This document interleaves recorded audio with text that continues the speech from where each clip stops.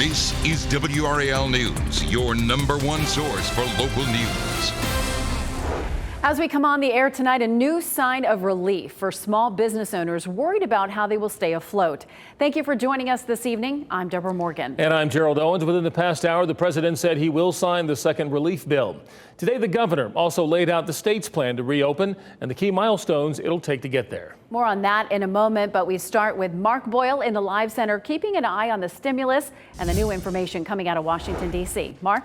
Hey there, Deborah. A lot of headlines to get to this evening. The president's coronavirus task force press briefing today just wrapped up less than 25 minutes ago. We'll get to that shortly as well. Let's look at some of these headlines. First, the one you just mentioned, the House passing the $484 billion bill to help those small businesses that money has run out, helping hospitals as well. President Trump is expected to sign that into law by the end of the week. Also, this headline right here is getting a lot of attention right now on social media. Trump saying he may extend coronavirus social distancing guidelines into the summer. Some places, some others, not so much. Now, also, he talked today about Governor down in Georgia, Brian Kemp. Not happy at all, according to what he said, essentially blasting part of the decision. Take a listen to what he had to say just a short time ago.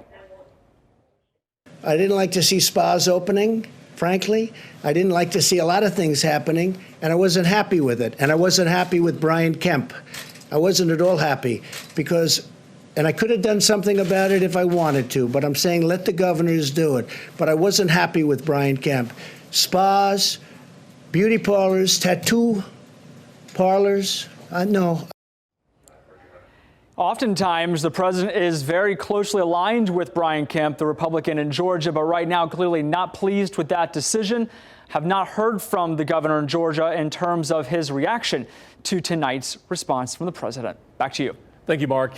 This half hour, we have the response and reaction to Governor Cooper's plan for North Carolina. If you missed it during our 5 o'clock newscast, we will recap part of our interview with Senator Tom Tillis. We will also talk with North Carolina Central economist Dr. Henry McCoy about the latest numbers and what this delay means for businesses here. And a little later, we will check back with Dr. Lisa Gralinsky, the epidemiologist from UNC Chapel Hill, about what this data means and how it'll help us moving forward. This afternoon, Governor Cooper extended the stay-at-home order to May 8th and outlined a possible timeline and phases on how North Carolina will reopen. State health leaders say businesses will not reopen until the number of cases and hospitalizations stops increasing. When it levels off, gatherings of up to 10 people would be allowed. At least 2 weeks later, phase 2 could begin. That would mean lifting the stay-at-home order and some businesses reopening. Then 4 to 6 weeks after that, the state could move into phase 3. The number of people allowed inside businesses would increase. But Cooper said life will not go back to normal for a long time. As we dig through the governor's 3-phase plan, we are learning that restaurants and bars will not be allowed to reopen, even with limited capacity, until at least 2 to 3 weeks after the criteria for phase 1 has been met. WRAL's Julian Grace is live tonight in Raleigh. And Julian, this could mean June for limited reopenings. That is what we're hearing, Gerald. And, we talked to a number of the businesses here, and they were very candid with us during a conversation. They say they want to see an end to the coronavirus, but they were also candid and say they're struggling right now. Take a look at this video from earlier. This was Hillsborough. We took a walk around that business district earlier today, and we saw some restaurants open and serving takeout, all while practicing social distancing. We also found the doors of other restaurants closed. Now, Cooper's announcement will further delay the opportunity for some of those restaurants, the chance to generate more revenue. But some of the business owners that we talked to that are running restaurants along that strip, they are hopeful about Cooper's plan. This is the health concern. I think as he makes a good decision, I think we should do that, make a social distancing, aware about our and the family's health. You can hear him remaining very hopeful tonight.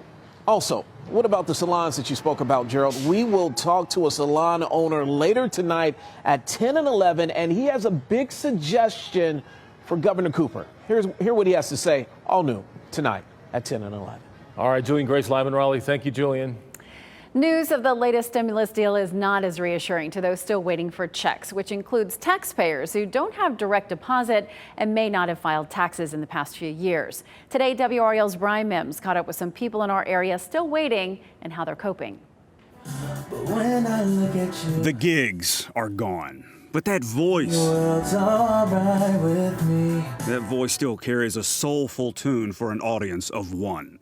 Darius Middleton is single, age 25. Well, I'm a full-time musician. A singer and songwriter for a group called Deshawn and Soul. The main way I make a source of income is by performing. He teaches vocal and piano lessons, too. He lives in an apartment in Durham. There's rent to pay. He has no shows, and his stimulus payment is a no-show, along with his federal tax refund. How quickly do you need this money? I needed it yesterday.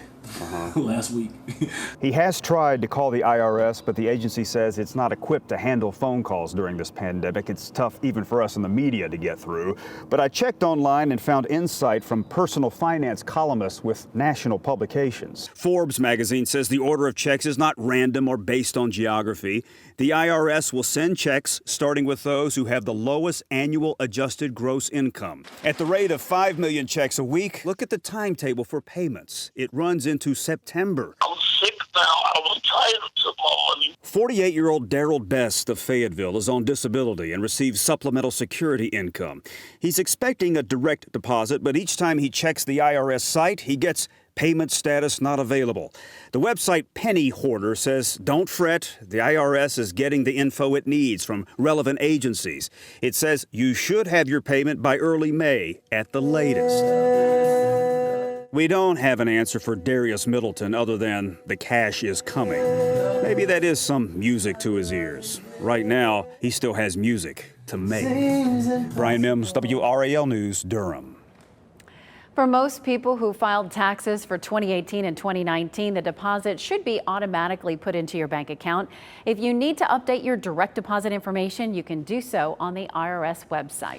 Within the past hour, the House approved more funding for testing along with aid for small businesses and hospitals. And with that vote, as you heard earlier, it will move to the president's desk. Senator Tom Tillis supported the bill. I spoke with him in our 5 o'clock newscast about states that are planning to reopen more quickly than North Carolina. Well, I think that these governors and other states that are moving quickly should at least stay within the guardrails that the CDC, the COVID task force, and the president have put forth. Dave, if you look at Georgia and North Carolina both have about 10 million people.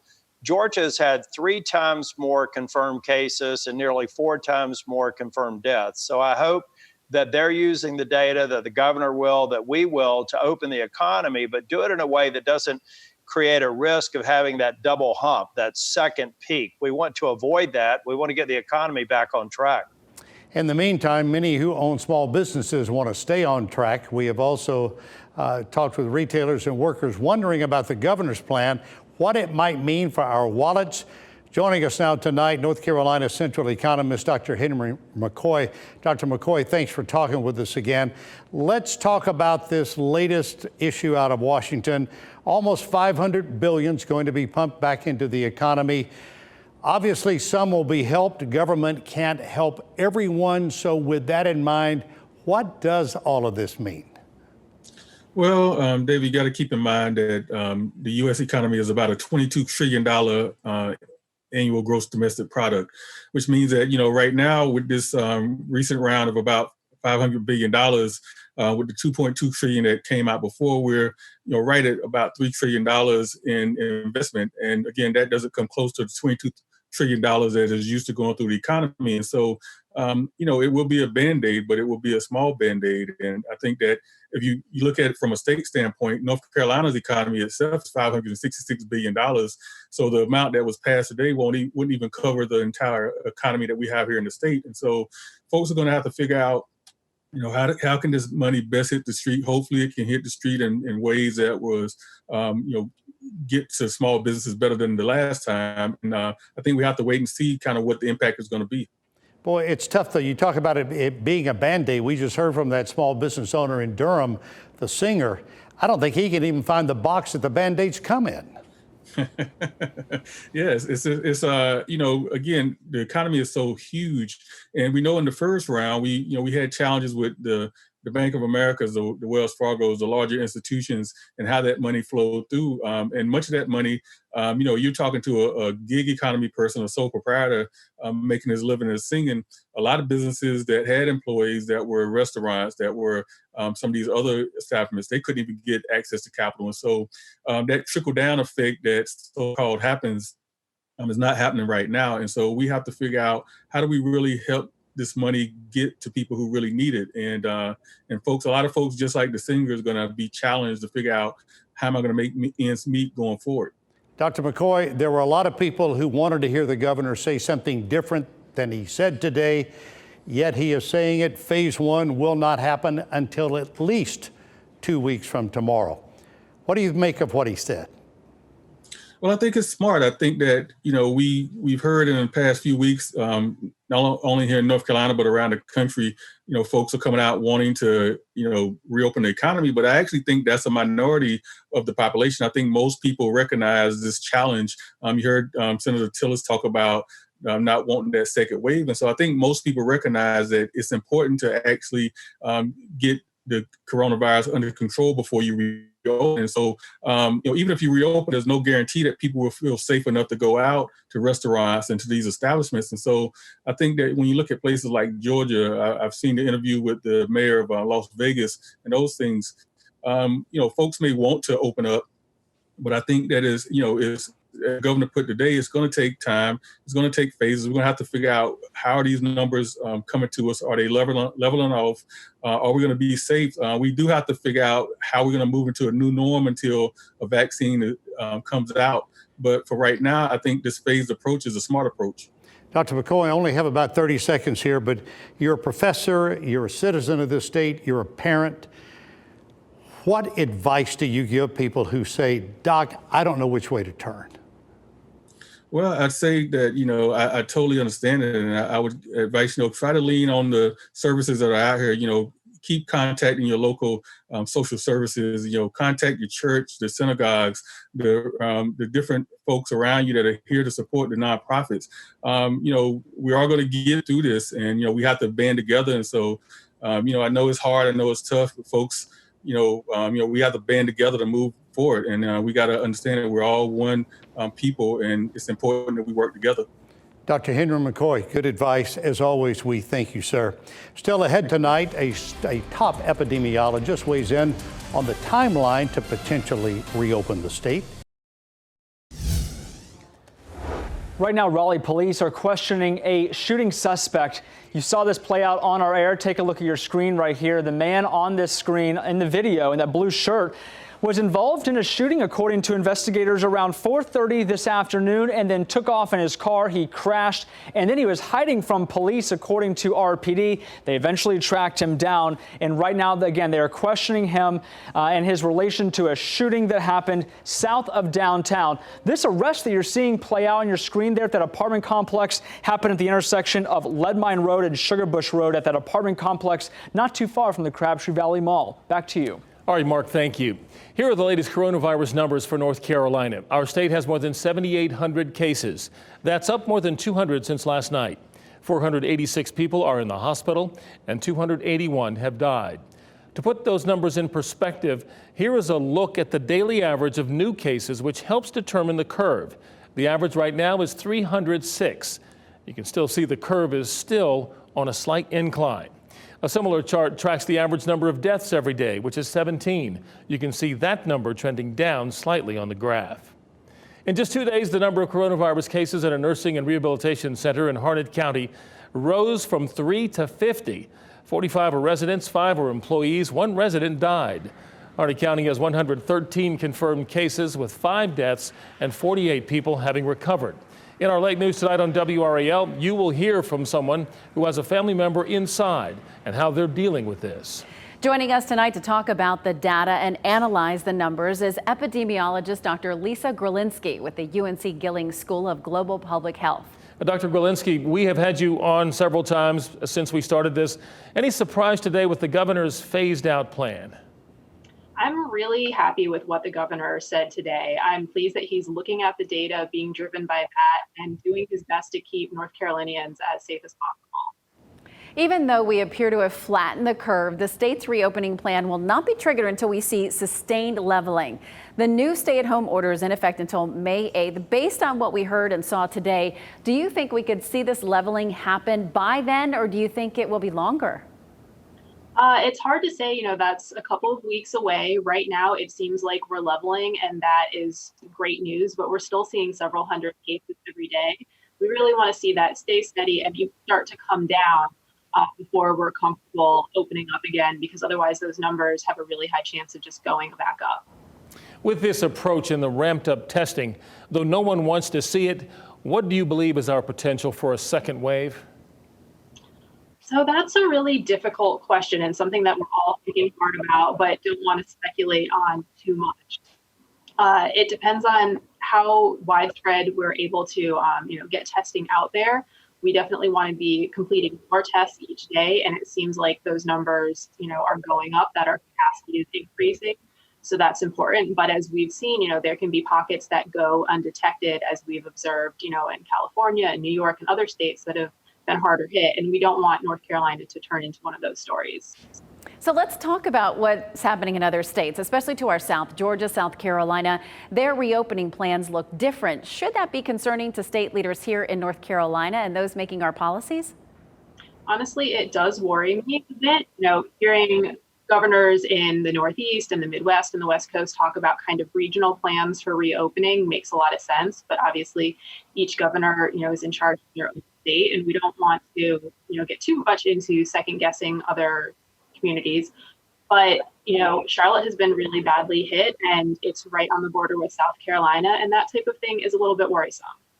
One other question from today's headlines. The World Health Organization posted results from the remdesivir study and found no benefit. Can you speak to this and update us on what's going on in terms of a treatment and a vaccine development in your lab? Okay, so with the WHO report, they didn't find any benefit, but that study had to be stopped because they didn't have enough patients being enrolled in China. So they determined that they weren't going to be able to draw any conclusions from the study, and it was best to end that. So while it's kind of frustrating and we would have liked good news, what it really means is we just still don't know. I think we'll be getting some results out of the US remdesivir studies soon, and hopefully that will be good news. As always, my concern with that is that they treat patients early enough in the course of their infection with these antivirals to have a chance to do their best job. Once it gets too late in infection, it's really the immune response that's driving disease. And so, our point of view is that we don't think the antivirals would be as effective then. We want them to be given to patients as soon as possible. But hopefully we'll see good results in people, because that's certainly what our small animal data has shown in the lab. We do hope that. Last question, Lisa. You were talking to us just off camera about how when you go in and out of your lab, you're changing in and out of PPE quite a bit. How is your supply for PPE?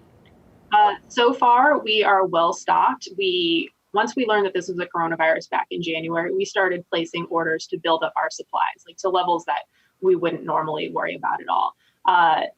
But those supplies are starting to dwindle. There used to be a stack of boxes behind me in the office going almost up to the ceiling. So we're using the PPE faster than we can get new stuff in. So at a certain rate, that becomes unsustainable. So far, we're still getting deliveries, but it's something we're keeping an eye on, and hopefully we don't get to a point where we start to have to limit experiments keep going into the lab. Yeah, we know you are working 24/7. We so appreciate your time in doing what you're doing, the important research, as well as your time talking with us. Dr. Lisa Gralinsky, thank you. Thank you so much. All right, thank you. A Raleigh company is changing its business model to create hand sanitizer. Coming up, the special deliveries that some families received for free.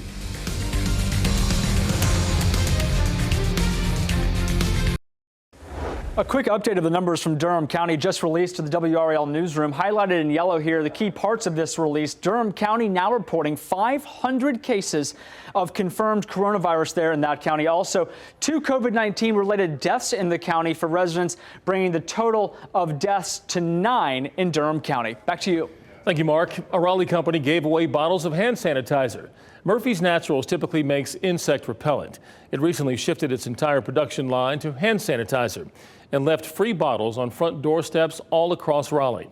The company has also given thousands of bottles to the U.S. Navy and the Department of Veterans Affairs. We know many of you want to help your neighbors in need during this crisis. We have a growing list of links, donation needs, and ways to help students while they're out of school. Visit WRAL.com and search Here to Help for ways you can lend a hand. You know, I just can't get enough to see how people are really coming together. Companies that make insect repellent are making hand sanitizer. People are just finding ways to be creative and helping each other. It's making really nice to masks, see. you know, volunteering to make masks. It's amazing. Great to see. Thank you so much for joining us this evening. Make sure to watch our news tonight at 10 on Fox 50 and 11 o'clock here on WRAL. Have a great night.